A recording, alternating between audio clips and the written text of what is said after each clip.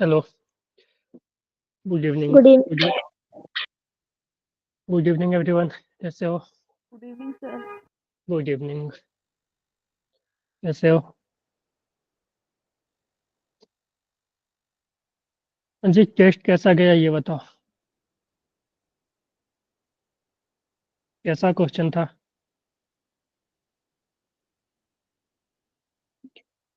Hello. हाँ sir जी, ठीक ही था। ठीक ही था।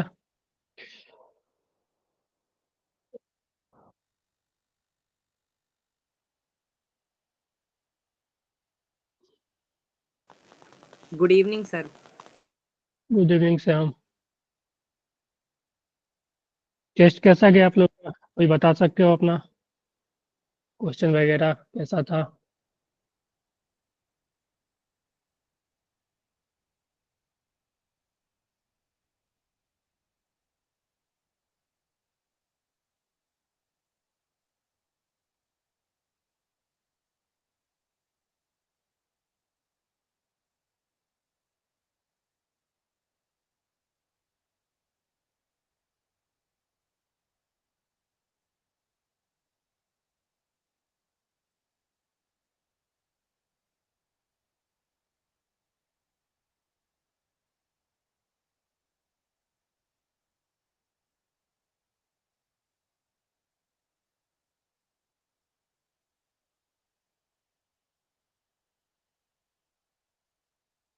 हाँ जी, आवाज़ जा रही है ना सभी को? Yes sir. हाँ जी, दिव्या, श्याम, नेहा, विशाल, वंशिका। वंशिका ने तो अपना भेज दिया था स्क्रीनशॉट नंबर का। आप लोग बता सकते हो कैसा गया टेस्ट? सर फिजिक्स का तो अच्छा गया था। अच्छा गया। आदित्य कितने आए फिजिक्स में? वो नहीं देखे सर, को देख के बताते। ओके। हाँ जी, दिव्या, श्याम, नेहा, कव्यांश, वंशिका और कौन लोग हैं स्क्रीन? सर उत्सव। सर भेज दूंगी देख के आपको। ओके दिव्या, भेज देना आप लोग। ठीक है।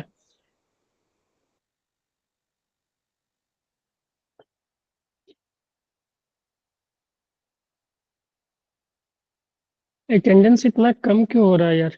स्कूल में कुछ चल रहा है क्या, प्री बोर्ड वगैरह? हेलो। प्री बोर्ड कब से है आप लोग का? प्री बोर्ड हो 11th का सर ही होता है ना? सर 11th में नहीं होते। अच्छा, 11th में 12th में होते हैं ना? Yes sir. राम जी।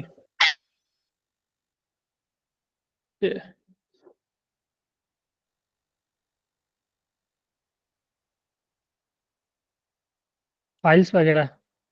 अच्छा, UT and files.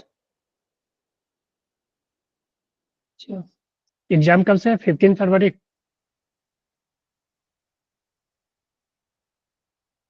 Hello. Sir. Date आ गया? 15 फरवरी से कब तक चलेगा?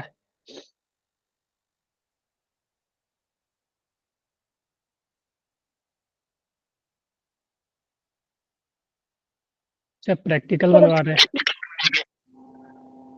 हैं। कितने दिन चलते हैं 11th के एग्जाम? 1 मंथ क्या? सर 6 ही तो पेपर होता है मेन। अच्छा, तो वो गैप होके होगा ना, कंटिन्यू तो नहीं होगा ना? सर हाँ, एक एक दो दो दिन का गैप, मतलब 2-3 दिन का गैप रखते हैं बीच में। ये, चलो ठीक है।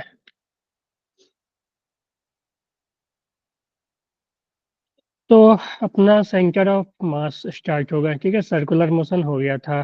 सर्कुलर ही किया था हमने, हाँ लास्ट में, हाँ। ठीक है। तो सेंटर ऑफ मास क्या होता है पता है किसी को? Centre of mass. Hello. School वगैरह में पढ़े होगे ना centre of mass? Hello. Yes sir पढ़ा है। क्या होता है सेंटर ऑफ मास?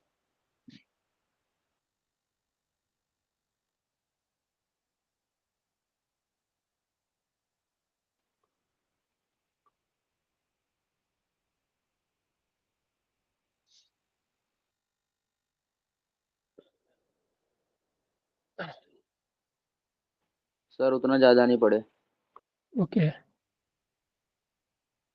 तो देखो बेटा, अभी तक हम लोगों ने जितना भी पढ़ा है ना, जो भी टॉपिक पढ़ा है, उसमें हम लोग क्या लेते थे, कोई भी पार्टिकल को as a point mass consider करके सॉल्व करते थे ना।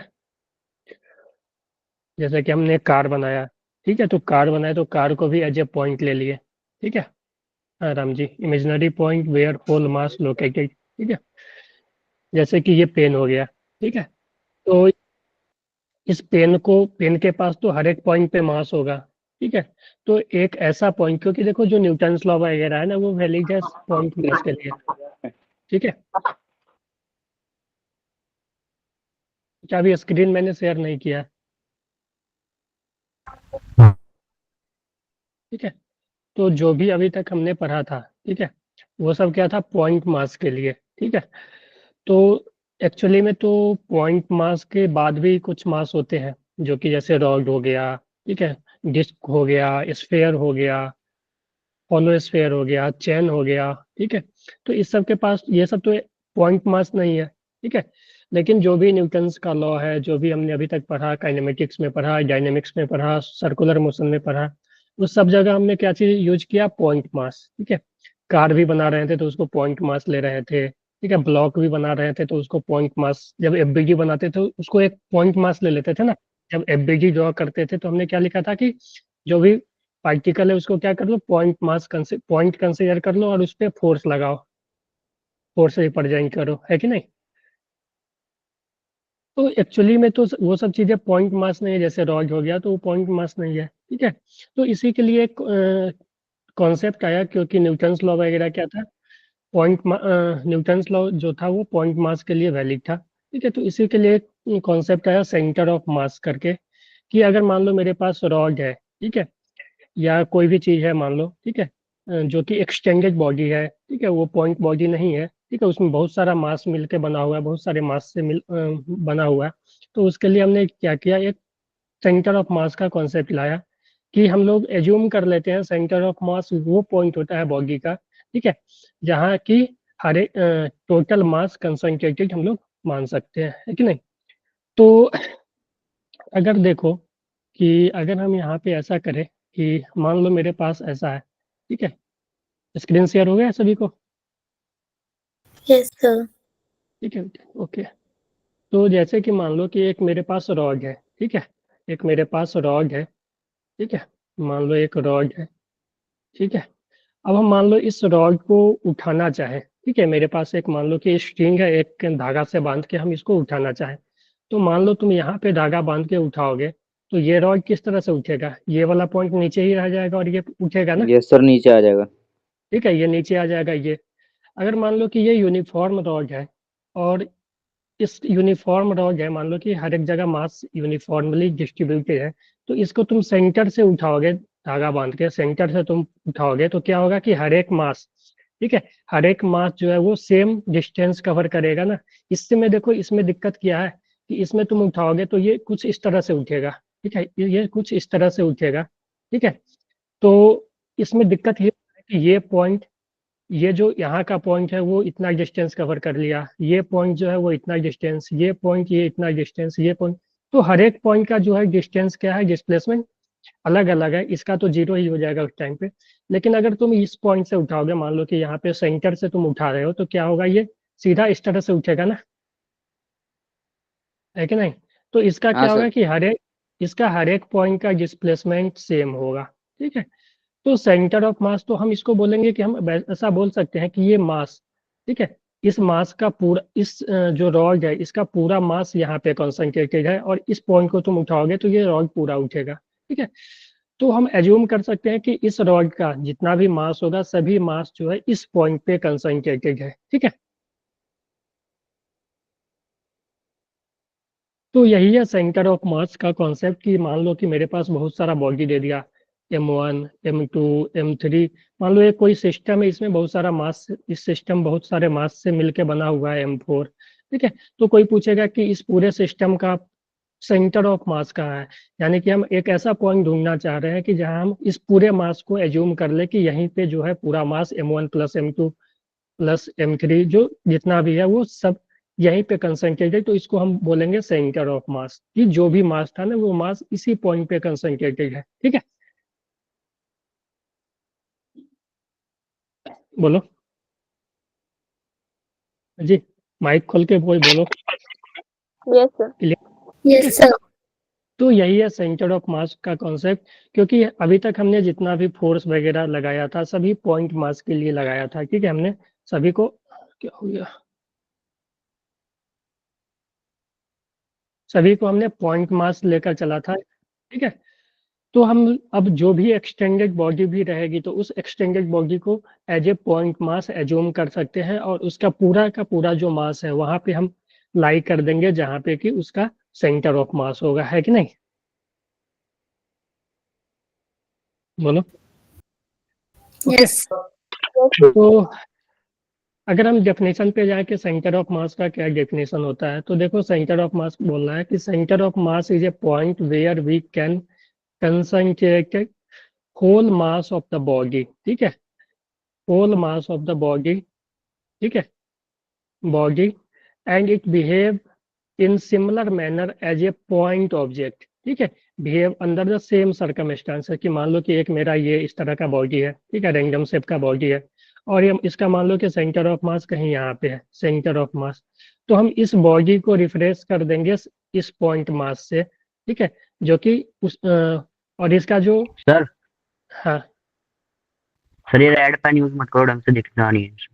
ओके बेटा, तो इसको हम लोग क्या करेंगे, एज्यूम कर लेंगे कि इसका जो सेंटर ऑफ मास है, ठीक है, इसका जो सेंटर ऑफ मास है, और इसको फिर हम पॉइंट मास लेकर कंसीडर करेंगे, और इस पे जितना भी फोर्स लग रहा होगा, मान लो इस पे कुछ जो भी फोर्स लग रहा होगा, अब इस फोर्स को हम इस पूरे बॉडी पे ना लगा के इसके जो सेंटर ऑफ मास है, इसका जो मास होगा m, उस पे लगाएंगे, और इस पे जो भी इक्वेशन है force equal to mass into acceleration, वो सब हम अप्लाई कर सकते हैं, ठीक है।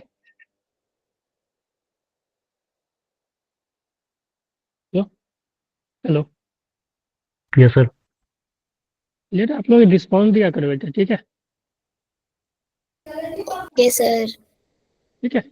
तो या तो हम एक ऐसे भी लिख सकते हैं कि सेंटर ऑफ मास को, तो centre of mass it is the point representation of extended body, ठीक है, ऐसे भी लिख सकते हैं, इट इज द पॉइंट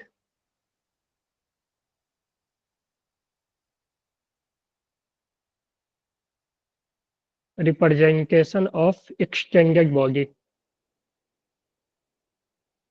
ठीक है, एक्सटेंडेड बॉडी का जो पॉइंट रिप्रेजेंटेशन है, यानी जो एक्सटेंडेड बॉडी को अगर हम एज ए पॉइंट से रिप्रेजेंट करें तो वो उसका जो सारा का सारा मास होगा हम सेंटर ऑफ मास पे एज्यूम कर सकते हैं। फिर दूसरा डिफिनेशन हम ऐसे भी करते हैं कि the point in a system at which whole mass of the system may be assumed to be concentrated for all translational effect of system is called center of mass, clear है ये। और centre of मास को हम लोग COM से, ठीक है, बार बार हम सेंटर ऑफ मास इतना बड़ा नहीं लिखेंगे, COM भी लिखेंगे तो समझना सेंटर ऑफ मास है, क्लियर। चलो, यस सर। सर ठीक है, तो ये हो गया डेफिनेशन, ठीक है। अब देखो प्रॉपर्टी ऑफ सेंटर ऑफ मास, तो इसका क्या क्या प्रॉपर्टी है, तो देखो फॉर सिमेट्री बॉडी, ठीक है, जो बॉडी अगर सिमेट्री है, मान लो जैसे कि मान लो एक ये रिंग है, ठीक है, या मान लो कि सॉलिड स्फीयर है, ठीक है, ठीक है, यूनिफॉर्म सॉलिड स्फीयर है, यानी कि इसका जो मास है वो यूनिफॉर्मली डिस्ट्रीब्यूटेड है, ऐसा नहीं है कि इस पॉइंट पे ज्यादा मास हो जाएगा, इस एरिया का इस वॉल्यूम में ज्यादा मास होगा, इस वॉल्यूम में कम मास होगा, ऐसा नहीं है, ठीक है। अगर सेम वॉल्यूम लेगो तो उस सेम वॉल्यूम में सेम मास रहेगा, यानी यूनिफॉर्मली डिस्ट्रीब्यूटेड है, ठीक है। यूनिफॉर्म डिस्ट्रीब्यूशन अगर मास का होगा और सिमेट्री रहेगा बॉडी, जैसे ये रिंग है तो बोलो इसके अबाउट सिमेट्री है, कोई भी एक्सिस के अबाउट ये सिमेट्री होगा, ठीक है। जैसे ये सॉलिड स्फीयर हो गया, या हम ऐसे एक रॉड ले ले, ठीक है, रॉड ले ले जो कि यूनिफॉर्म रॉड है, ठीक है। अ, तो इस सब के केस में क्या होता है कि जो सेंटर ऑफ मास है वो लाई करता है ज्योमेट्रिक सेंटर पे, यानी इस रिंग का जो सेंटर होगा वही होगा सेंटर ऑफ मास। इस स्फीयर का जहाँ पे सेंटर होगा, ये सॉलिड स्फीयर मान लो या हॉलो स्फीयर कुछ भी हो सकता है, ठीक है, सॉलिड और हॉलो, ठीक है, लेकिन यूनिफॉर्म होना चाहिए तब हॉलो स्फीयर, ठीक है। ये जो है वो रिंग है मान लो, ठीक है, रिंग है या डिस्क हो सकता है, ठीक है, रिंग या डिस्क हो सकता है। तो उस केस में जो है सेंटर ऑफ मास है वो ज्योमेट्रिकल सेंटर पे लाई करेगा यूनिफॉर्म के केस में। तो इसका जो ज्योमेट्रिकल सेंटर होगा इस रॉड के सेंटर पे, यानी यहाँ पे ये सेंटर ऑफ मास होगा, है कि नहीं, समझ गए। या मान लो ओवल शेप का कुछ इस तरह का है, ठीक है, तो इसका भी सेंटर ऑफ मास जो है वो इसके ज्योमेट्रिकल सेंटर पे लाई करेगा, ठीक है। या मान लो क्यूब हो गया, ठीक है, क्यूब हो गया,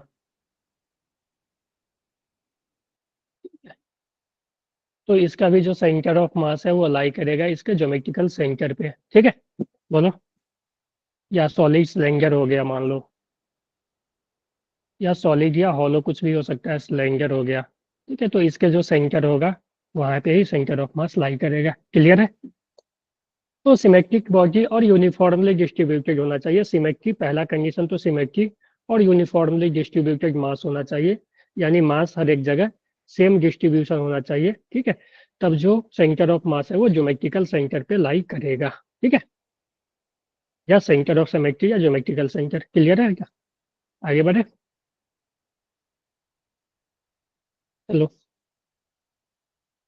यस यस सर। सर। ठीक है।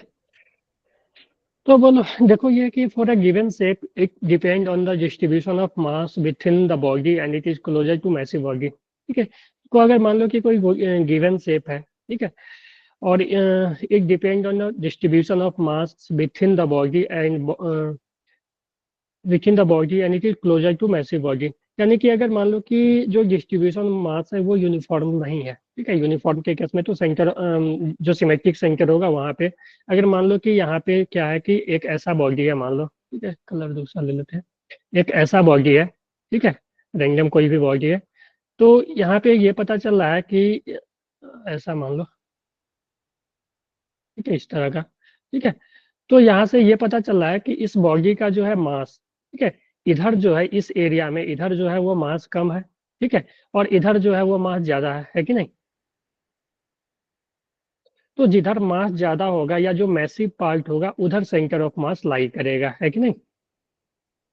या ऐसा ले लेते हैं, एक सिस्टम ले लेते हैं, एक सिस्टम ऐसा ले लेते हैं, इस सिस्टम में दो बॉडी है, एक बड़ा सा स्फीयर एक छोटा सा स्फीयर, ठीक है, एक बड़ा सा स्फीयर ये सिस्टम है मान लो, ठीक है, एक सिस्टम है, इस सिस्टम में दो बॉडी है, एक बड़ा स्फीयर एक छोटा स्फीयर। तो इसमें अगर सेंटर ऑफ मास पूछे तो जो सेंटर ऑफ मास है वो जो है वो लार्जर बॉडी के इधर होगा, तो सेंटर ऑफ मास कहीं यहाँ पे होगा, इससे इसके करीब होगा, ठीक है जी, रिस्पॉन्स करो यार। Yes sir. Yes sir.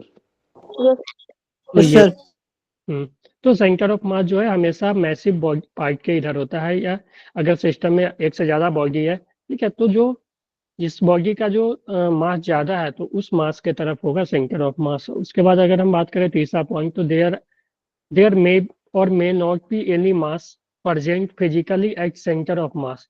तो ऐसा भी हो सकता है कि ये नहीं कि जो सेंटर ऑफ मास है वो हमेशा बॉडी के अंदर है, ऐसा ही जगह होगा जहाँ की मास होगा, हो सकता है कि सेंटर ऑफ मास किसी सिस्टम का ऐसा जगह आ जाए कि वहां पे मास ही ना हो, ठीक है, एक्चुअल में कोई मास ही ना हो, जैसे कि इस केस में देखो सेंटर ऑफ मास मेरा यहाँ आ गया, एक्चुअल में यहाँ पे मास ही नहीं है, ठीक है, यहाँ पे एक्चुअल में मास ही नहीं है, यहाँ क्या था एक बॉल सॉलिड स्फीयर, एक यहाँ पे बड़ा स्फीयर था एक छोटा स्फीयर, ठीक है।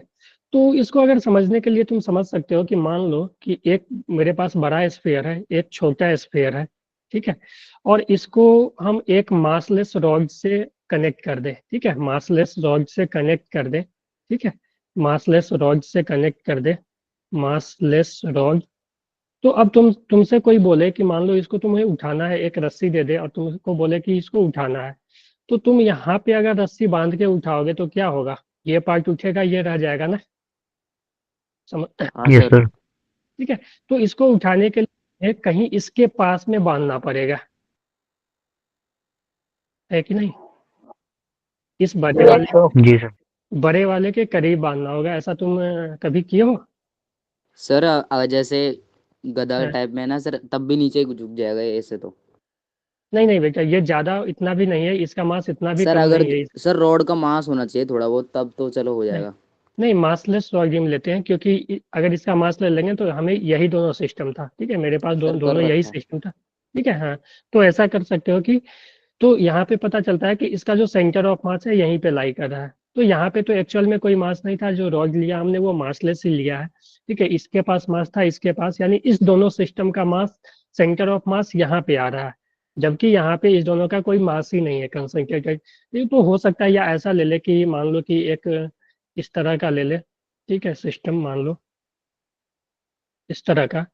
ठीक है, तो इसका जो सेंटर ऑफ मास होगा वो कहीं यहाँ पे लाई करेगा। इसको उठाने के लिए ना कहीं तुम्हें यहाँ पे धागा बांध के उठाना पड़ेगा, तब तुम सीधा उठा पाओगे। ठीक है, ऐसे तुम्हें यहाँ पे एक धागा बांधना पड़ेगा, उसके बाद यहाँ से उठाना पड़ेगा, तब तुम इसको इसी तरह से उठा सकते हो ऊपर। ठीक है, यहाँ से उठाओगे तो ये नीचे रह जाएगा, यहाँ से उठाओगे तो ये नीचे रह जाएगा, तो इसे तुम्हें उठाना पड़ेगा, तो यहाँ से एक धागा बांधना पड़ेगा, उसके बाद उठाना पड़ेगा, है कि नहीं?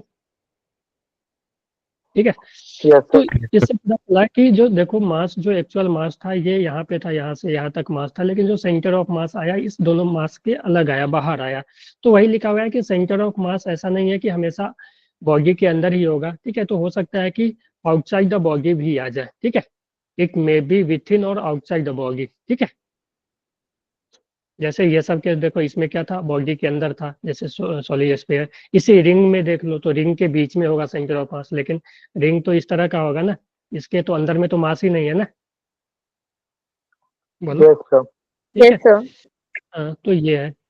तो यही था 3 पॉइंट। एक पॉइंट तो ये। ठीक है, दूसरा पॉइंट, और तीनों पॉइंट हमने अच्छे से देख लिया। ठीक है, सर रिंग में आउटसाइड होगा या इनसाइड होगा? रिंग में कहाँ पर? रिंग में तो, रिंग में तो अंदर होगा ना सेंटर पे, अगर यूनिफॉर्म रिंग है तो। बोलो। जहां पर Yes, मास sir. नहीं होता उसे तो हम आउटसाइड। नहीं, मतलब ऐसा बोल सकते हैं कि ऐसा नहीं है कि जहाँ मास होगा मास उसको हम आउटसाइड बोलेंगे। ठीक है, हम बोल सकते हैं कि इसके मास के अंदर नहीं है, मास के बाहर है। ठीक है, अब देखो हम लोग देखने वाले हैं centre of mass of discrete mass system. ठीक है, डिस्क्रीट मतलब, मास सिस्टम का मतलब कि मास जो है वो फैला हुआ है। ठीक है, ऐसा नहीं कि जैसे कि रॉड के केस में है। रॉड के केस में क्या है, मास अगर हम मान ले रॉड या स्फीयर मान ले, तो उसके केस में क्या होगा, मास जो है वो कंटिन्यूअस मास होगा, हर एक पॉइंट पे मास है। ठीक है, लेकिन यहाँ पे अब अभी हम बात कर रहे हैं डिस्क्रीट मास सिस्टम का, कि ऐसा सिस्टम एक ले लेते हैं जहाँ की मास M1 यहाँ है, M2 यहाँ है, M3 यहाँ है, M4 यहाँ है, यानी मास जो है वो फैला हुआ है, इधर उधर बिखरा हुआ है। ठीक है नहीं? Yes, sir. ठीक है, तो उस सिस्टम का हम सेंटर ऑफ मास निकालेंगे। ठीक है, कि डिस्क्रीट सिस्टम का सेंटर ऑफ मास।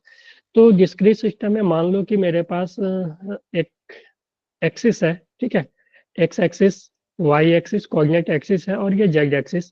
ठीक है, इस यहाँ पे जो है बहुत सारा मास है, M1 मास यहाँ, M2 मास यहाँ, M3 मास यहाँ। ठीक है, इस तरह से मास है, एक सिस्टम है, मान लो एक सिस्टम था मेरे पास। ठीक है, इस सिस्टम में M1 M2 M3 मास है। ठीक है, तो अब मान लो कि इसका जो कोऑर्डिनेट है, मान लो ये, इसका जो पोजीशन वेक्टर ये है, हम सेंटर इसके अबाउट निकाल रहे हैं, ओरिजिन के अबाउट हम निकाल रहे हैं सेंटर ऑफ मास। ठीक है, तो ये R1 डिस्टेंस पे होगा, ये R2 डिस्टेंस पे होगा, ये R3 डिस्टेंस पे होगा। ठीक है, तो इसका position vector R1 R2 R3, इसको इसको मान लो कि x1 y1 z1 है कोऑर्डिनेट इसका, इसका कोऑर्डिनेट मान लो x2 y2 z2 ठीक है, इसका कोऑर्डिनेट मान लो x3 y3 z3, ये इसका कोऑर्डिनेट है। ठीक है, तो इसका जो पोजीशन वेक्टर होगा M1 का पोजीशन वेक्टर। ठीक है, पोजीशन वेक्टर ऑफ M1 यानी R1 वेक्टर जो हो जाएगा वो हो जाएगा x1 i cap plus y1 j cap plus z1 k cap. ये सब पता है ना? बोलो। हेलो। Yes sir. ठीक है। उसी तरह R3 जो हो जाएगा वो x3 i cap plus y3 j cap plus z3 k cap. ठीक है, इस तरह से जो कोऑर्डिनेट है वो। तो इसका जो सेंटर ऑफ मास, इस सिस्टम का जो सेंटर ऑफ मास डिफाइन किया गया है, ठीक है, उसको आर सेंटर ऑफ मास अगर बोले तो आर सेंटर ऑफ मास जो हो जाएगा वो summation of m into R vector by summation of mass.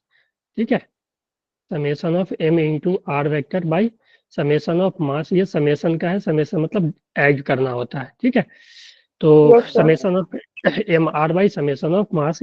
Summation of mass का मतलब हुआ टोटल मास का सम, और summation of mass into are का मतलब हुआ मास इंटू पोजीशन वेक्टर का मल्टीप्लाई का समेशन।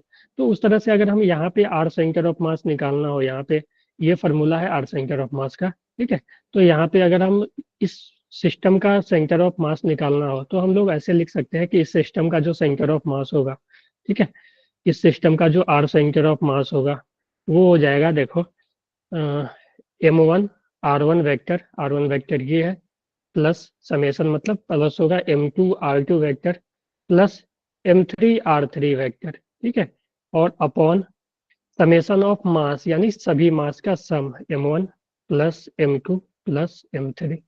तो ये हो जाएगा पोजीशन वेक्टर। अगर हमें vector sorry position vector of centre of mass, ठीक है, ये position vector of centre of mass आ जाएगा आर सेंटर ऑफ मास। अगर हम आर सेंटर ऑफ मास की बात करें तो ये हो जाएगा position vector of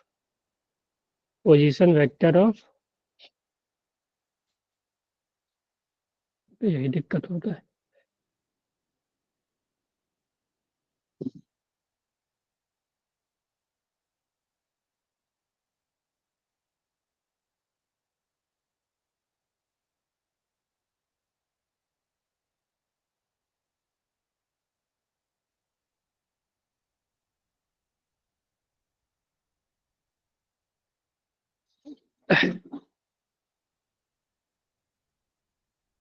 position vector of centre of मास है कि नहीं।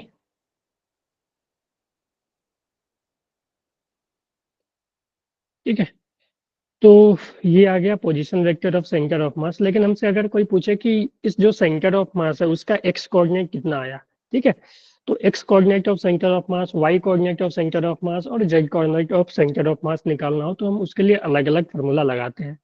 तो अगर हम कोई पूछे कि एक्स सेंटर ऑफ मास क्या होगा, ठीक है, तो एक्स सेंटर ऑफ मास हो जाएगा m1 x1 plus m2 x2, यानी m1 इंटू x1। x1 क्या है, x coordinate of centre of mass of m1। ठीक है, m2 इंटू x2। x2 क्या है, x coordinate of centre of mass of m2। ठीक है, उसी तरह m3 x3, इसी तरह से ज्यादा होगा तो लिखते जाएंगे upon m1 plus m2 plus m3 plus dot dot dot. ठीक है, इससे ज्यादा भी होगा तो हम ऐसे करते जाएंगे। तो ये एक सेंटर ऑफ मास आ गया।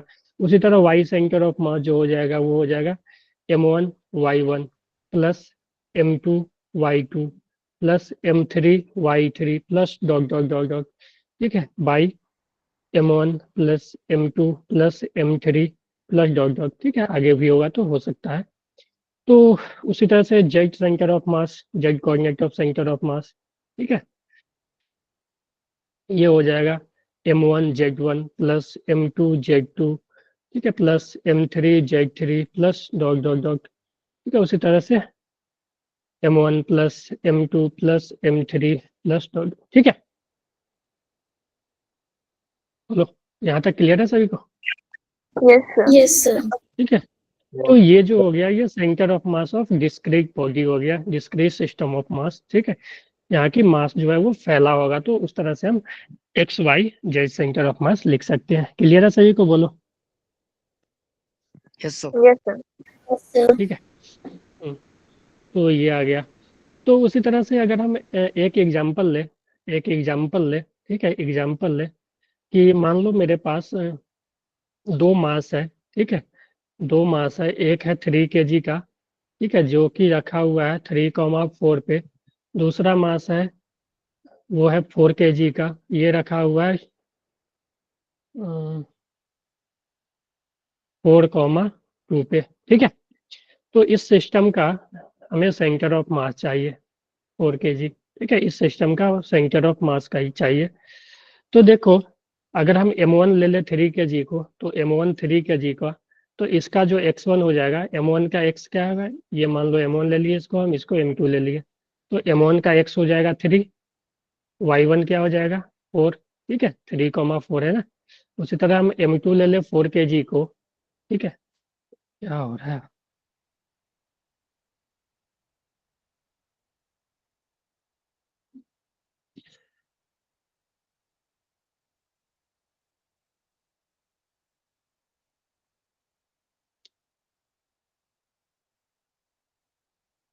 इससे अच्छा यही रहता। चलो, 4 kg को, और तो देखो x2 क्या हो जाएगा, बोलो, x2 क्या हो जाएगा? 4 नहीं यार, 4 है ना, x कोऑर्डिनेट 4 है ना, 2, ठीक है। तो अगर हम इस सिस्टम का सेंटर ऑफ मास चाहिए, तो सेंटर ऑफ मास निकालने का सबसे अच्छा तरीका है, तुम x1 निकाल लो, x सेंटर ऑफ मास निकाल लो अलग, y सेंटर ऑफ मास अलग निकाल लो। तो x सेंटर ऑफ मास जो हो जाएगा, वो m1 x1 plus m2 x2 by m1 plus m2, ये हो जाएगा ना, m1 x1 plus m2 x2 by m1 plus m2, ठीक है। तो अब वैल्यू पुट करोगे तो x सेंटर ऑफ मास जो आ जाएगा वो m1 3, x1 कितना है 3, प्लस m2 4 इंटू x2 कितना है 4, बाई m1 प्लस m2 यानी 3 प्लस 4। इसको सॉल्व करोगे तो x सेंटर ऑफ मास कितना आ जाएगा, देख लो, 9 प्लस 25/7। 16, 25/7 सेंटीमीटर, ठीक है। उसी तरह से तुम y सेंटर ऑफ मास लिखोगे तो हो जाएगा m1y1 plus m2y2 by m1 plus m2, ठीक है। तो इसका जब वैल्यू लिखोगे तो m1 मास 3 20/7। y इंटू 4, ठीक है, प्लस मास 4 y कितना 2, ठीक है, बाई 3 प्लस 4। तो y सेंटर ऑफ मास कितना हो जाएगा 20/7, ठीक है, 12 प्लस 8 20/7, ठीक है। तो ये आ जाएगा 20/7, 25/7 20/7, ठीक है। तो 3 पॉइंट समथिंग आएगा इसका, 3 पॉइंट समथिंग कहीं इधर आ जाएगा, ठीक है। यहाँ पे कहीं होगा मान लो सेंटर ऑफ मास, ठीक है। ये सेंटर ऑफ मास का जो कोऑर्डिनेट आया ये 25/7, और ये जो सेंटर ऑफ मास आया 25/7 और 20/7, है ना, यस सर। ठीक है। तो इस तरह से हम डिस्क्रीट बॉडी का निकालेंगे, ठीक है। तो अगर इसको कोई तुम्हें वेक्टर फॉर्म में भी दिखा रहेगा तो वेक्टर फॉर्म में भी तुम निकाल सकते हो, ठीक है। तुम जैसे ही एक्स वाई निकाले हो, तुमसे पूछे कि पोजीशन वेक्टर क्या होगा इसका, तो तुम निकाल सकते हो, ठीक है। तुम position vector of centre of mass लिख सकते हो ना, कि आर सेंटर ऑफ मास जो होगा वो होगा एक्स सेंटर ऑफ मास का आई का plus Y centre of mass J cap. तो आर सेंटर ऑफ मास जो हो जाएगा वो एक्स कितना है 25/7 I cap plus 20/7 J cap. उसका अगर जेड कोऑर्डिनेट में भी रहता तो हम लोग लिख सकते थे, है कि नहीं। Yes. Yes sir. ठीक है। तो एक एग्जांपल और ले कि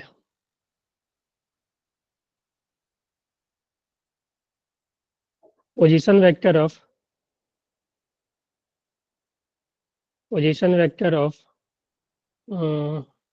2 kg mass is given as 3 I cap plus 4 J cap plus K cap and 3 kg mass is given as 2 I cap plus J cap plus 3 K cap. Find center of mass या position vector of centre of mass, ठीक है, position vector of centre of mass, ठीक है। Calculate करोगे?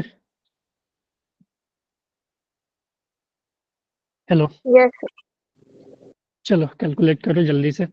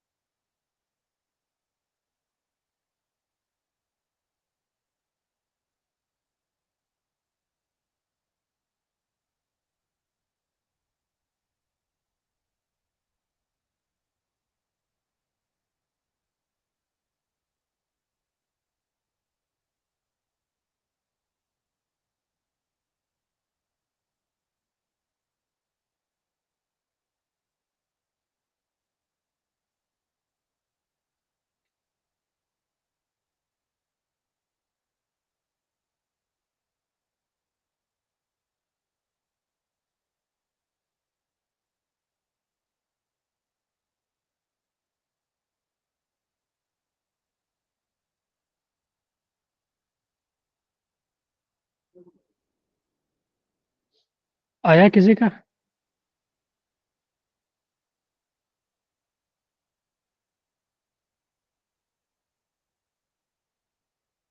तो Sir, 12/5i plus 11/5k plus 11/5k. हाँ, 12 6 plus 6 ठीक है, 8 प्लस 3 ठीक है, 2 प्लस 9 ठीक है। तो Yes, देखो sir. यहाँ पे तुम डायरेक्ट निकाल सकते हो, जो 3 kg का जो पोजीशन वेक्टर है वो दिया हुआ है कितना, क्या बोलना, 3 4 1, 3i plus 4j plus k ठीक है। उसी तरफ 2 kg का जो दिया हुआ है वो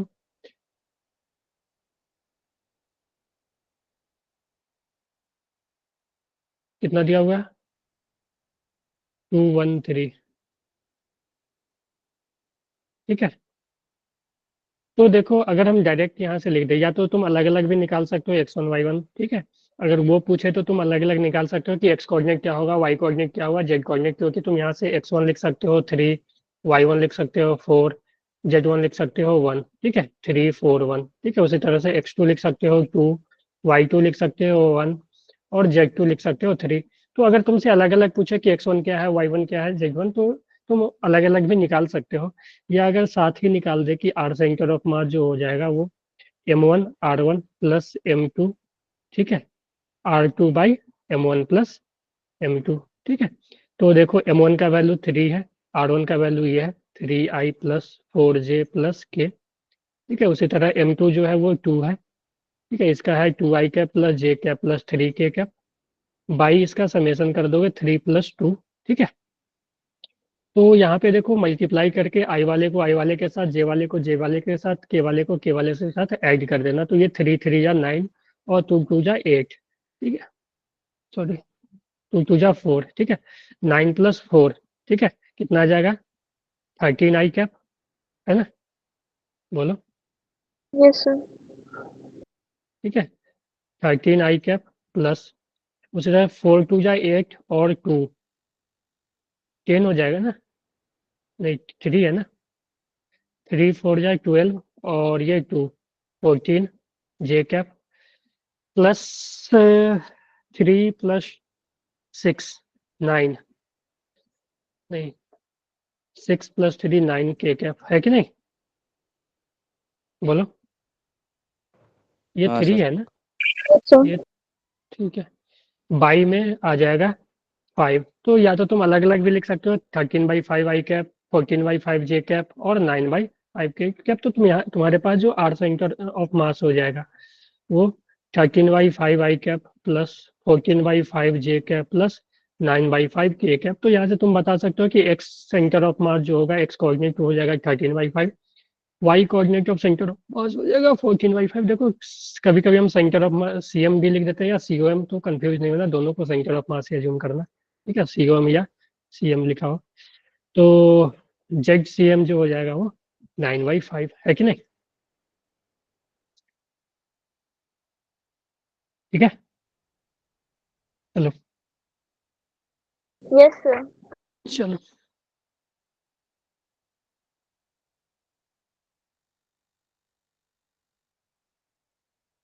मेरे पास 3 मास का सिस्टम है ठीक है, एक सिस्टम है जिसमें 3 मास है, एक यहाँ है 3 kg, एक सेंटर पे लिखा हुआ रखा हुआ है 1 kg। तो सेंटर का तो कोऑर्डिनेट 0,0 होगा, इसका कोऑर्डिनेट दिया हुआ है 0,3 ठीक है, और एक यहाँ पे रखा हुआ है 2,0 पे जो कि 2 kg। Find X and Y coordinate of centre of mass, find X centre of mass and Y centre of mass ठीक है, समझ गए। Yes, sir.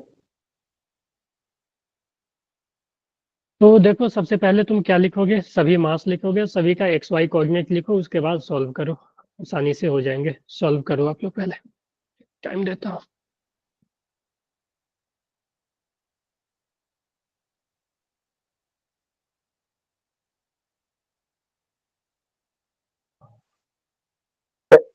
सेकंड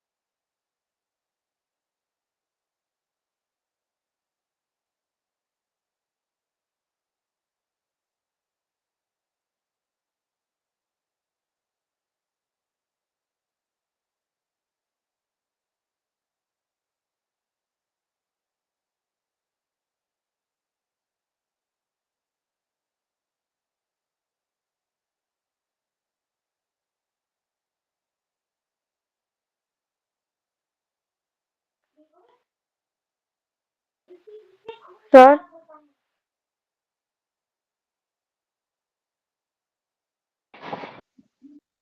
हाँ जी, आया बेटा। हेलो,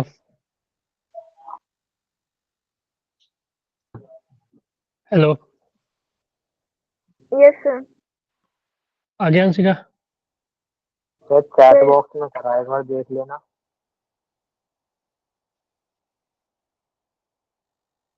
2/3 3/2 सही है गौरव। और किसी का आया?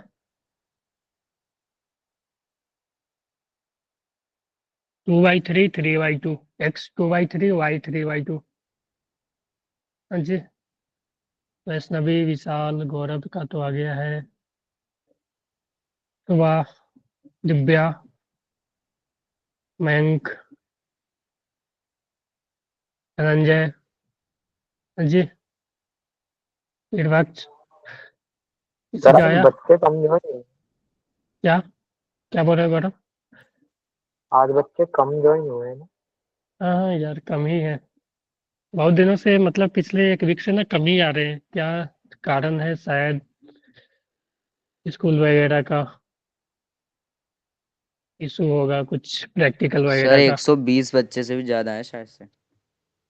अच्छा, लेकिन ज्वाइन तो होते थे, स्टार्टिंग में भी ज्वाइन होते थे, तो वो 30 तक ही होते थे ना, 30-32।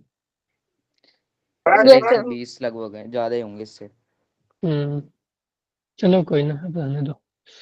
ठीक है, तो इसमें देखो, कैलकुलेट कर लिए हो, बहुत लोगों ने किया है। तो इसमें क्या था कि अगर हम M1 किसी को मान लो 3 kg को ले ले, या पहले हम सेंटर को ही M1 ले ले, तो इसका जो x1 हो जाएगा वो 0, y1 भी 0। ठीक है, अगर हम M2 ले ले 3 kg वाले को, ठीक है, तो x1 0, y y2 3। ठीक है, M3 ले ले 2 kg वाले को, तो x3 3 और y3 0, है कि नहीं? बोलो। Yes sir.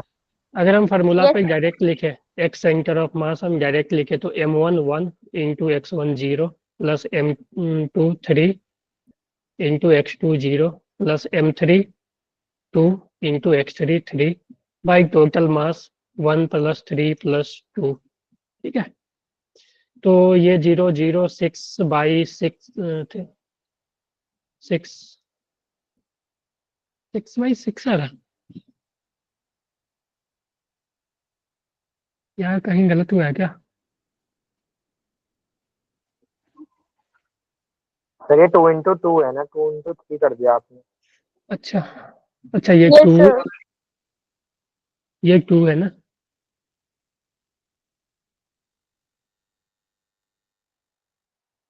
तो 4/6 यानी 2/3। ठीक है, उसी तरह से वाई सेंटर ऑफ मास निकाल लो, वाई सेंटर ऑफ मास निकाल लो, M1 y1 plus M2 y2 plus y3 by M1 plus M2 M3 किया जाएगा 3/2। ठीक है, बोलो, क्लियर है? Yes. Yes sir. ठीक है, एक और एग्जांपल देता हूँ, वो खुद से ट्राई करना, ठीक है, घर पे, कि इस तरह से है। ठीक है, उसके बाद हम 2 मास पे आ जाते हैं। ठीक है, एक मैं ऐसा लिख लूँ, एक ओरिजिन पे ही है 0,0 पे 1 kg। ठीक है, एक यहाँ ले लेते हैं, एक यहाँ ले लेते हैं, ठीक है, और एक यहाँ ले लेते हैं, एक यहाँ, एक यहाँ, 1,0 0,A।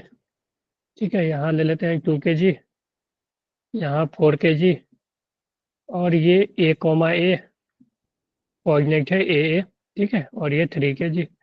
इसको होमवर्क करना आप लोग।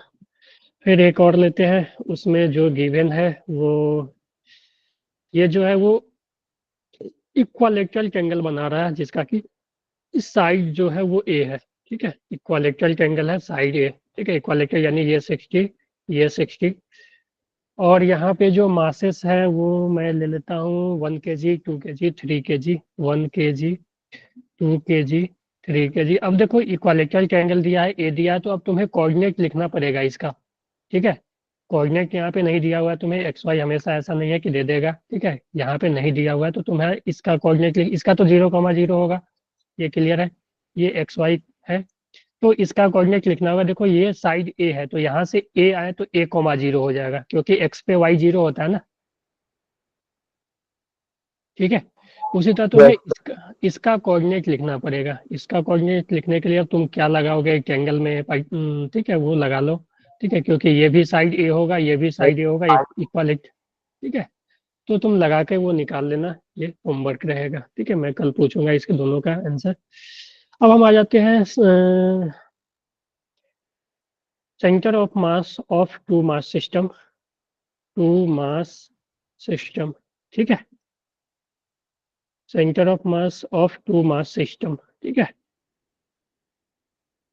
चलो centre of mass of two mass system. तो टू मास सिस्टम में क्या होगा, मेरे पास दो मासेस होंगे। ठीक है, मान लो मेरे पास एक मास है m1, ठीक है, एक दूसरा मास है वो m2, और ये दोनों के बीच जो सेपरेशन है वो d है। ठीक है, तो इसके लिए हम क्या करेंगे, एज्यूम कर लेंगे कोई एक मास को कि यहाँ पे ओरिजिन है। ठीक है, कोई एक मास को एज्यूम कर लेंगे कि ये अपना ओरिजिन है। ठीक है, ये y कोऑर्डिनेट होगा, ये x कोऑर्डिनेट हो गया। तो इसको हम 0,0 पे ले लेंगे। तो इसका देखो यहाँ 0,0 है, यहाँ से हम x में d डिस्टेंस आगे गए तो ये हो जाएगा d,0 है कि नहीं, y तो 0 होगा x कोऑर्डिनेट एक्सिस पे, है ना। दोबारा समझाइए। Yes, sir. देखो कि मेरे पास दो मास थे m1 m2। अगर मान लो मेरे यहाँ से हमें यहाँ से सेंटर ऑफ मास निकालना है, ठीक है, इस सिस्टम का यहाँ से सेंटर ऑफ मास निकालना है, तो हम मान लेते हैं कि ये मास m1 को ओरिजिन पे ले लेते हैं। ठीक है, और ये ले लेते हैं एक्स एक्सिस, ये ले लेते हैं वाई एक्सिस। ठीक है, ये एक्स एक्सिस हो गया अपना, ये वाई एक्सिस हो गया, ये दोनों के।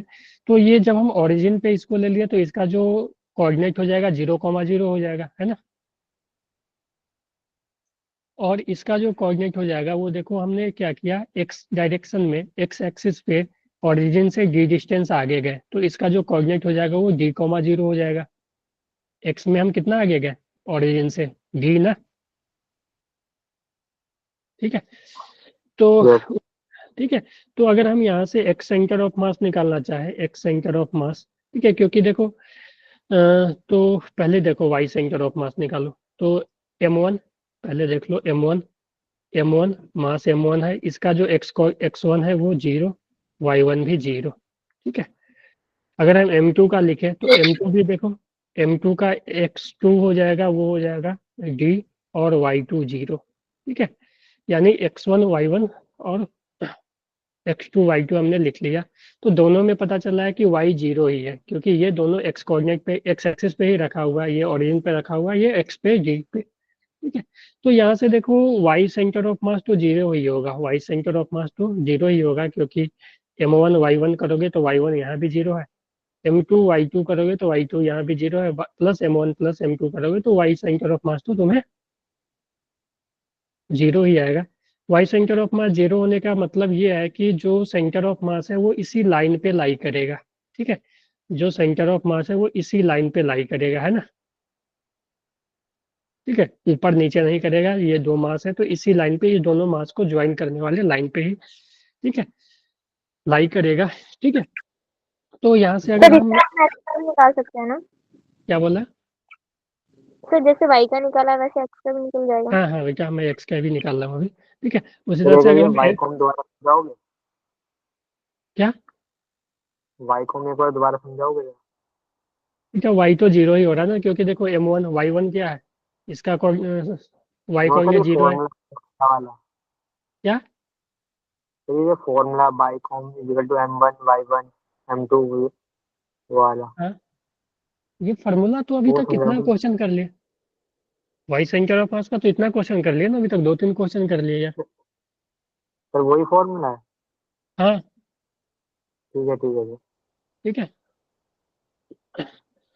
तो उसी तरह से अगर हम एक्स सेंटर ऑफ मास निकालना चाहे तो x centre of mass m1 x1 plus m2 x2 by m1 plus m2।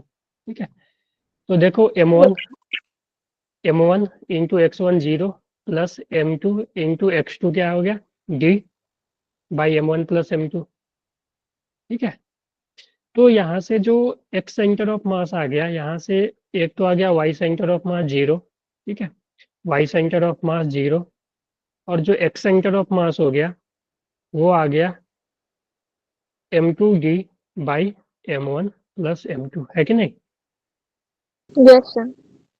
ठीक है, तो देखो मेरे पास दो मासेस थे, एक तो m1 था, ठीक है, और दूसरा m2 था, ठीक है, m2 था और ये दोनों d डिस्टेंस पे था। एक बात बताओ कि हमने ये जो डिस्टेंस निकाला, ये x सेंटर ऑफ मास निकाला है, मान लो x, वो कहाँ से निकाला है? तो हमने ओरिजिन इसको लिया था, यानी जो सेंटर ऑफ मास यहाँ पे आया, मान लो ये सेंटर ऑफ मास का पोजीशन आया ये सॉल्व करने के बाद, तो ये m1 से आया ना, या मान लो इसको, Yes. ठीक है, इसको m1 से आया ना ये डिस्टेंस, ठीक है। तो उसी तरह अगर हमें m2 से निकालना हो तो हम m2 से भी निकाल सकते हैं, ठीक है। और जब तुम m2 से निकालोगे, ठीक है, या हम इसको ऐसे ले लेते हैं, इसको r1 ले लेते हैं, ठीक है, कि इसको r1 ले लेते हैं और यहाँ से जो डिस्टेंस है वो हम r2 ले लेते हैं, ठीक है। तो ये r1 का वैल्यू ये आया है, तो r1 का जो वैल्यू आया है वो आया है m2d by m1 plus m2, ठीक है। उसी तरह से तुम r2 निकालना चाहो तो r2 निकालने के लिए तो तुम ऐसे भी कर सकते हैं, r2 is equal to d minus r1, यानी इस पूरे डिस्टेंस में से इसको घटा दोगे तो ये आ जाएगा, और इसको जब तुम सॉल्व करोगे तो r2 जो आ जाएगा वो आ जाएगा m1 into D by m1 plus m2, ठीक है। तो टू मास सिस्टम में हमेशा याद रखना, टू मास सिस्टम में हमेशा याद रखना, जहां से निकालना होगा ना, तो मान लो कि यहाँ से डिस्टेंस निकाल लो, m1 से सेंटर ऑफ मास का डिस्टेंस निकालना हो, ये हो जाएगा सेंटर ऑफ मास, ये टोटल डिस्टेंस d है, ठीक है, ठीक है। तो तुम मान लो कि m1 से r1 निकालना चाह रहे हो, तो जो मास आएगा वो ऊपर में, जो देखो नीचे तो दोनों का m1 प्लस m2 आएगा, ठीक है, तो और ऊपर में क्या है, एक d है और मास से मल्टीप्लाई, एक मास से मल्टीप्लाई d। अगर सर ये तुम्हें दोबारा r बताओगे x, ये हमने x m2d bye m1 plus m2 क्यों लिख दिया? यार यहाँ देखो,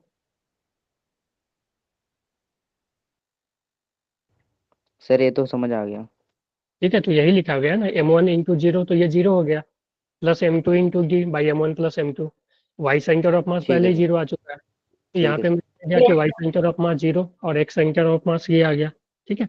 तो एक्स सेंटर ऑफ मास हमने जो निकाला था वो कहाँ से निकाला है, हमने इसको ओरिजिन लिया था ना, ठीक है सर। तो यहाँ से निकाला जी ना, सर। पहले m1 से निकाला है ना, तो ये जो डिस्टेंस आया, ये m1 से आया था ना, इसको हमने r1 ले लिया मान लो, ठीक है।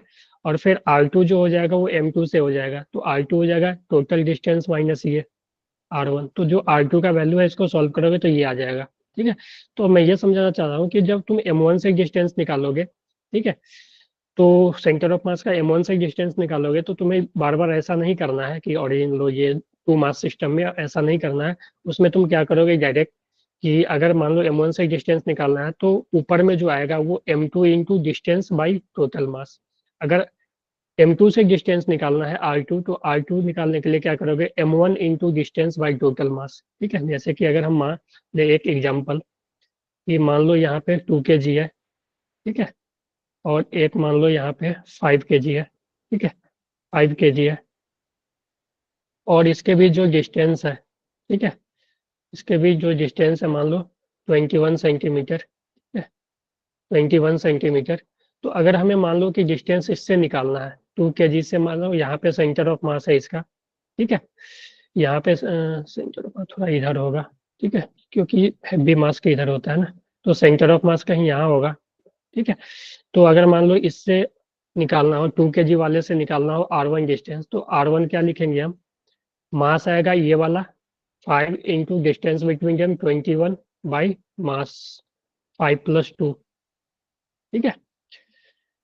तो उसी तरह से अगर r2 निकालना हो, r2 हो जाएगा इससे डिस्टेंस, तो इससे डिस्टेंस निकालने के लिए मास ये वाला 2 into distance between them 21 by total mass, तो ये कितना आ जाएगा 15 सेंटीमीटर, और ये कितना आ जाएगा 6 सेंटीमीटर ना, हेलो, यस सर।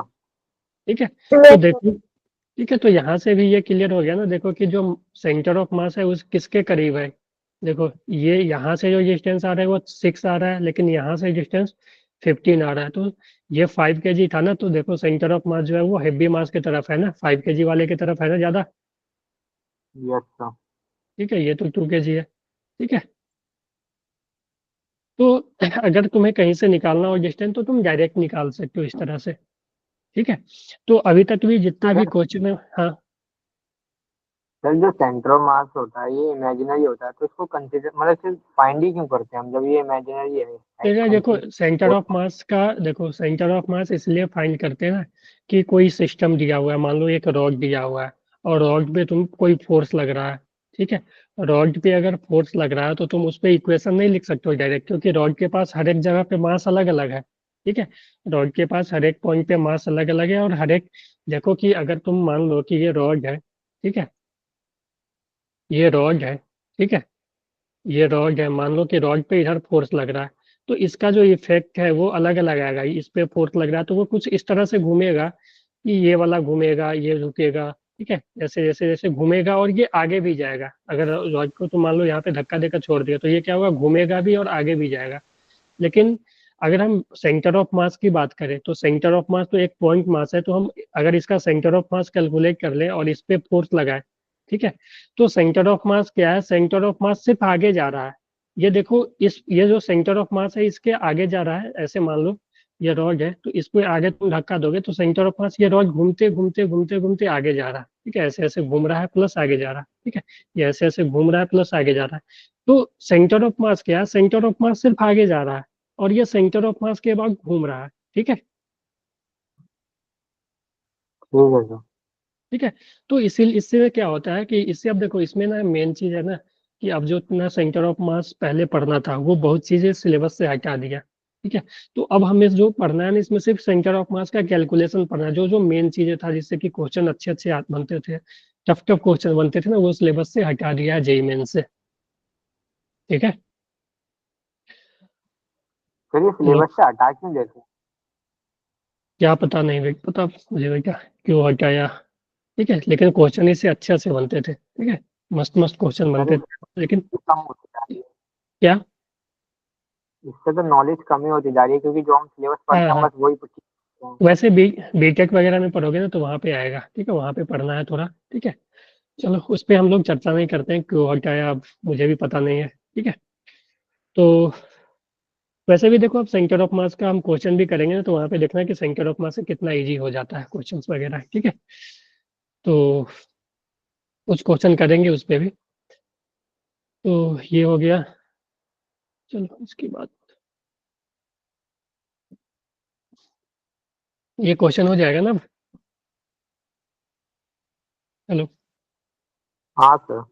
ऐसा हो जाएगा ना कि दो मास सिस्टम का सेंटर ऑफ मास निकालने का क्वेश्चन। सर दो मास सिस्टम में किसी एक को हम ओरिजिन पे कंसीडर करेंगे ना? हाँ हाँ हाँ, कर सकते हैं। ठीक है, किसी एक ऑरिजिन पे कर सकते हो और वहां से निकाल सकते हो। या मैंने तो अब डायरेक्ट बता दिया ना कि अगर मान लो कि M1 इस तरह से दिया हुआ है, ठीक है, M2 यहाँ पे दिया हुआ है और ये दोनों के बीच डिस्टेंस अगर डी है, ठीक है, अगर ये दोनों के बीच डिस्टेंस डी है तो मान लेते हैं कि सेंटर ऑफ मास कहीं यहाँ पे आ रहा है, सेंटर ऑफ मास यहाँ, तो ये जो डिस्टेंस हो जाएगा इसको हमने R1 लिया और ये डिस्टेंस हमने अगर R2 लिया तो हम R1 क्या लिख सकते हैं बोलो, M2 into D. M2D by M1 plus M2.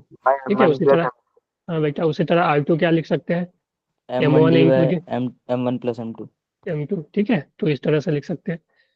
तो यहाँ से ये पता चल रहा है कि अगर तुम R1/R2 करोगे, R1/R2 दोनों को डिवाइड करोगे तो D M1 M2, D by M1 plus M2 cancel हो जाएगा, ये आ जाएगा M2 by M2 bye M1। M1। ठीक है, यानी जो ये देखो R1 वो M1 के इन्वर्सली प्रोपोर्शनल, यानी हम बोल सकते हैं कि R जो हैगा वो मास के इन्वर्सली प्रोपोर्शनल होगा। ठीक है, या ऐसा मान सकते हैं कि जो सेंटर ऑफ मास होगा वो इन्वर्सली प्रोपोर्शनल टू मास होगा। ठीक है, कि मास जहाँ ज्यादा होगा, ठीक है, उससे जो सेंटर ऑफ मास का दूरी होगा वो कम होगा। ठीक है, मास जहाँ ज्यादा होगा उससे सेंटर ऑफ मास का दूरी कम होगा। ठीक है, अगर मास जहाँ कम होगा उससे सेंटर ऑफ मास का दूरी ज्यादा होगा। ठीक है, तो यहाँ से एक मेरे पास ये भी आ सकता है कि R1/R2 is equal to M1/M2। तो यहाँ से हम ऐसे भी लिख सकते हैं R1 इंटू M2 इसको सर ये M2/M1 था ना। हाँ बेटा, वही तो कुछ गलत हुआ था। M2/M1, तो यहाँ से हम लिख सकते हैं R1 into M1 is equal to, या M1 into R1 is equal to M2 into R2। ठीक है, तो अगर मान लो कि सेंटर ऑफ मास, अगर ऐसा देखो कि हम ऐसे भी लिख सकते हैं कि अगर डिस्प्लेसमेंट ऑफ सेंटर ऑफ मास को अगर हम कंसीडर करें कि, तो देखो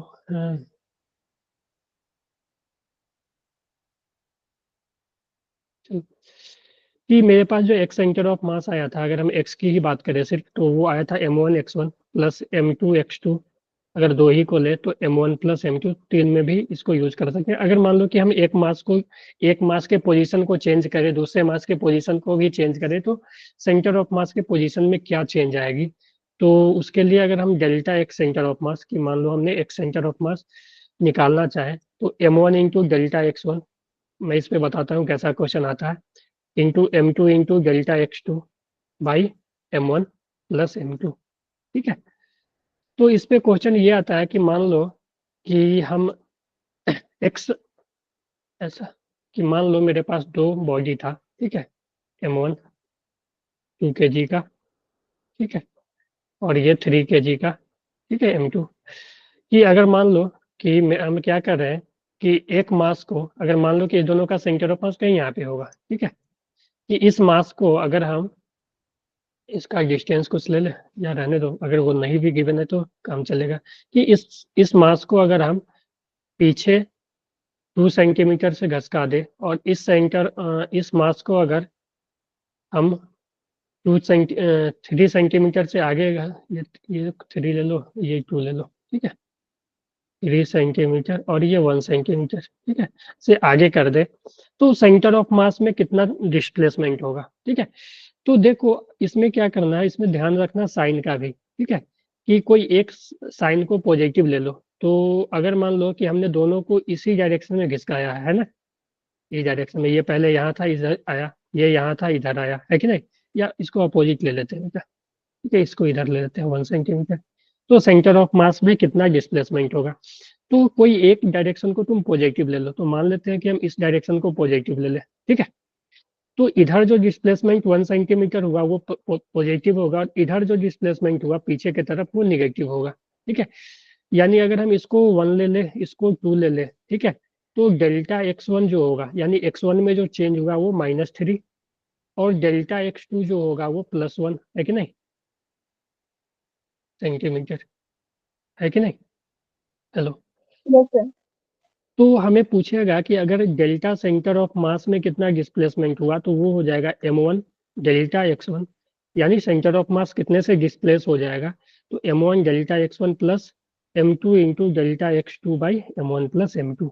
ठीक है, M1 प्लस M2, तो इसको हम ऐसे लिख सकते हैं, अब सॉल्व करो तो जो डेल्टा एक्स सेंटर ऑफ मास होगा वो M1 कितना था, M1 3 2, और इसका जो डिस्प्लेसमेंट हुआ वो -3, ठीक है, प्लस M2 कितना है, M2 3 है, और इसमें जो डिस्प्लेसमेंट हुआ वो +1 बाई M1 प्लस M2, यानी 2 + 3, तो इसको सॉल्व करोगे तो ये -6 और +3, यानी -3/5 सेंटीमीटर। माइनस क्या बता रहा है कि माइनस कौन साइड होगा, तो देखो हमने इधर पॉजिटिव लिया तो माइनस बता रहा है, यानी सेंटर ऑफ मास इधर डिस्प्लेस हुआ, -3/5 सेंटीमीटर। ठीक है,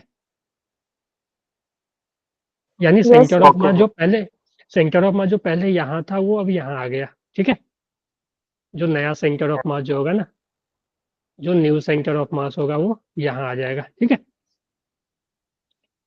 तो इसी में कभी कभी ऐसा पूछता है कि मान लो कि हम M1 को डिस्प्लेस करें कुछ, ठीक है, कोई एक डायरेक्शन में, तो M2 को किस डायरेक्शन में डिस्प्लेस करें ताकि जो सेंटर ऑफ मास है वो वहीं पे रह जाए, यानी सेंटर ऑफ मास अपना पोजीशन चेंज नहीं कर रहा, यानी delta x centre of mass 0 हो जाए।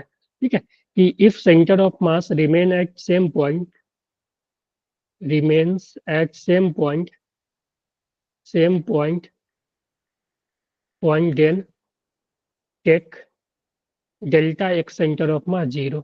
यानी कि ऐसा एक क्वेश्चन आता है, मैं बताता हूँ कि मान लो मेरे पास दो सिस्टम है, दो मास है, ठीक है, M1 मान लो ये 4 kg, ये मान लो 6 kg, ठीक है 6 kg, ठीक है। डिस्टेंस से कोई मतलब नहीं है, अगर दिया भी रहे तो कुछ नहीं करना, मान लो 24 सेंटीमीटर, ठीक है। कि अगर क्वेश्चन ये बोले कि क्वेश्चन है, ठीक है,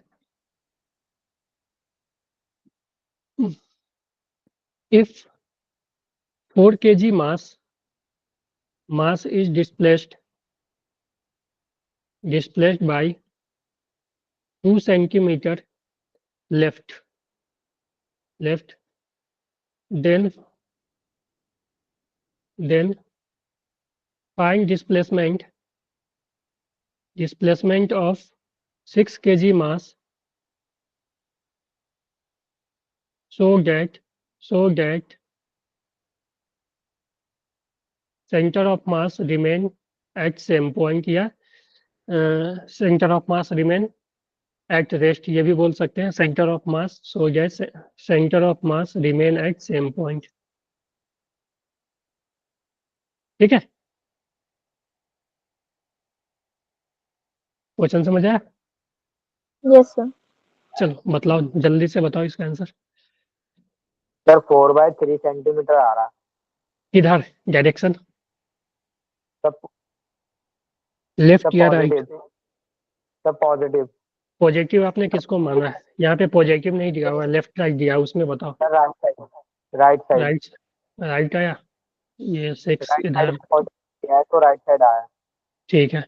तो तुम अगर मान लो इस डायरेक्शन को पॉजिटिव लेते हो, इस डायरेक्शन को पॉजिटिव, ठीक है, रुको मैं ये कलर नहीं लेता हूँ, ठीक है, इस डायरेक्शन को पॉजिटिव, तो यहाँ जो देखो 4 kg को डिस्प्लेस किया गया है वो 2 सेंटीमीटर लेफ्ट, यानी लेफ्ट इधर होगा ना, ठीक है। हाँ सर।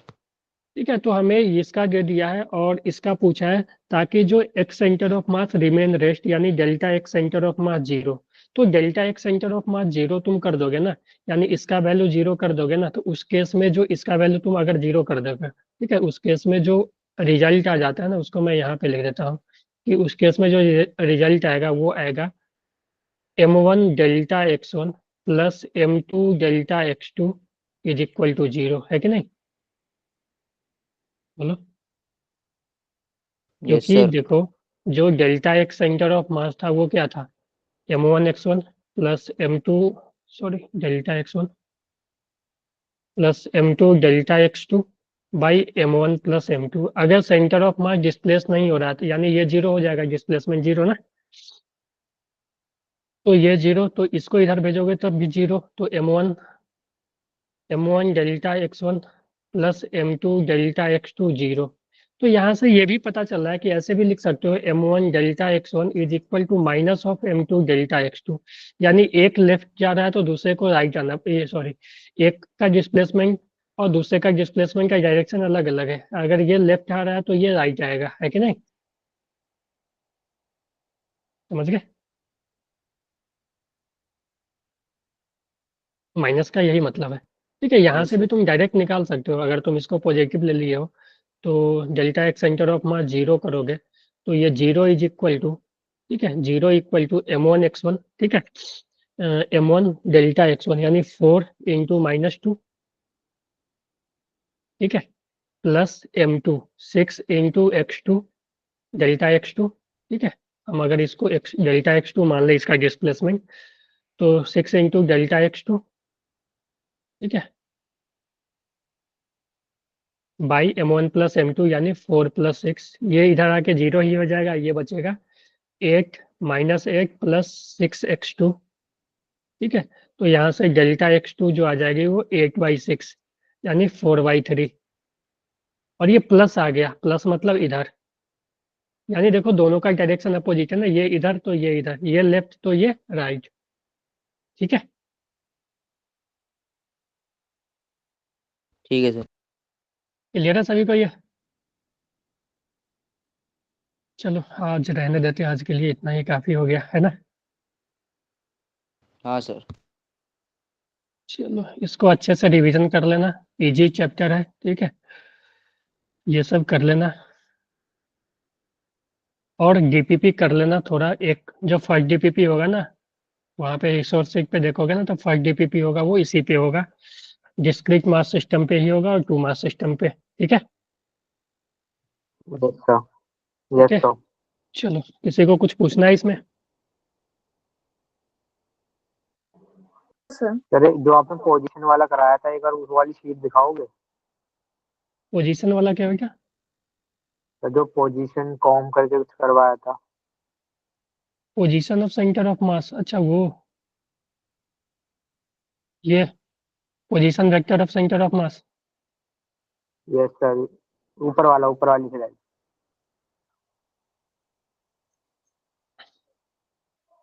सर यहाँ पे R1 R2 R3 क्या थे, अगर ये समझा दो।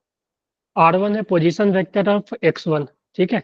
x1 सेंटर ऑफ मास का पोजीशन वेक्टर, जैसे कि देखो x1 यहाँ था, m1 यहाँ था ना, तो इसका पोजीशन वेक्टर R1 था। R1 को हम x1 i कैप, ये सब तो पढ़ाया गया होगा ना यार, ये सब तो काइनेमेटिक्स जब शुरू करते हैं तो फर्स्ट टॉपिक यही है, पोजीशन वेक्टर। ठीक है, R2 वेक्टर ये, R3 वेक्टर ये। ठीक है, यह ठीक है position sir. Vector of mass m1, position vector of mass m2, position vector of mass m3। ठीक है, तो जो सेंटर ठीक है ऑफ सर। मास हो जाएगा वो summation of m into are का summation upon summation of mass यानी टोटल मास। ठीक है, तो m1 r1 vector plus m2 r2 vector plus m3। इस पे हमने एक क्वेश्चन भी किया यहाँ पे। ठीक है, ये क्वेश्चन था, दो दो मास थे, इसका पोजीशन वेक्टर दिया और इसका पोजीशन वेक्टर, तो दो मास थे तो इसका पोजीशन वेक्टर ये, इसका पोजीशन वेक्टर ये, तो आर सेंटर ऑफ मास जो आ जाएगा m1 r1 ये प्लस m2 इंटू r2, दोनों ठीक को है सर। मल्टीप्लाई। ठीक है, ठीक है। ठीक है सर। चलो, ओके, तो बाय एवरीवन, गुड नाइट। ठीक है, रिवीजन करो। Okay sir, bye sir, thank you sir. Bye bye. ठीक है, क्वेश्चन कर लेना। ठीक है, डीपीपी। Okay sir. ओके, चलो, गुड इवनिंग सर। गुड।